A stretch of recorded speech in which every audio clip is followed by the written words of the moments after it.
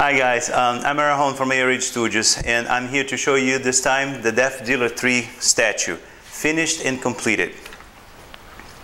The Death Dealer 3 was a sculpture, digital sculpture done by Caleb Neffson, and after he finished with the file, we passed it on to Aaron Beinert, and Aaron did a few adjustments on the statue for us.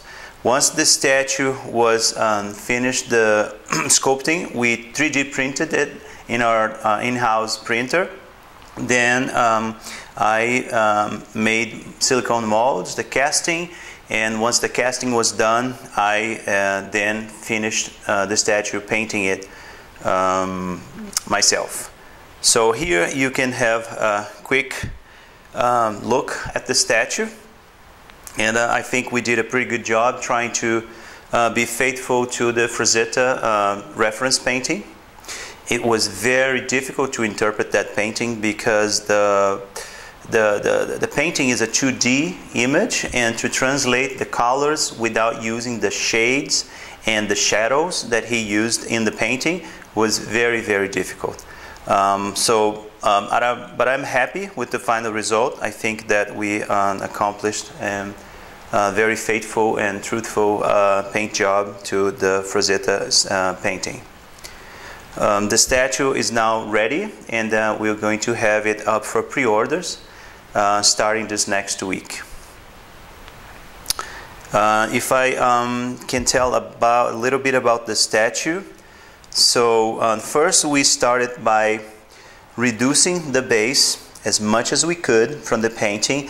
We interpret the idea of that Frazetta had, of him stepping on a pool of blood. So we tried to reduce that huge idea that he had for the base into something that is very manageable in terms of size. So as you guys can see, the footprint on the base is small compared to other statues we have released. Then we have the axe that is here dripping with blood, and we also added a little bit of a little bit splashed blood on his boot on both sides. That makes it more believable that since he's stepping on a pool of blood. Then we have the skin colors that are definitely not real human-like skin colors, because we actually don't know what the Death Dealer is. Frazetta never revealed what he is, what type of character he was. But in the painting we could see that the skin color on him is very white-liking, more like if he was a corpse than actually a living body. So I don't know if that was the idea behind Frazetta painting, but that's how we interpret it. And so we gave him a very light color skin, and we can even see some blue veins that show up through the skin, giving that idea of transparency. I could achieve that. I think that I did pretty good on that. So then we have the costume that is very, very well texturized by Caleb. Caleb did an awesome work on texturizing the skirt here in ZBrush, and it really, really looks like real cloth. But trust me, this is solid resin. After the skirt, then we have the metal parts. The metal parts on the sculpture are basically the shoulder pads, the helmet, and the boot, plus the chainmail on his arms. And we try to give it an idea of a very old looking metal. So it's not a shiny, silverish type of metal, but very battered and full of dents and scratches on his armor. As you can see on the shoulder pads and the helmet is like that he's been around. The Death Dealer 3 here, it's definitely been around. So and then we have the ornaments that on his clothes. And in the back here we have the sword that hangs from a real piece of chain. Okay, we have this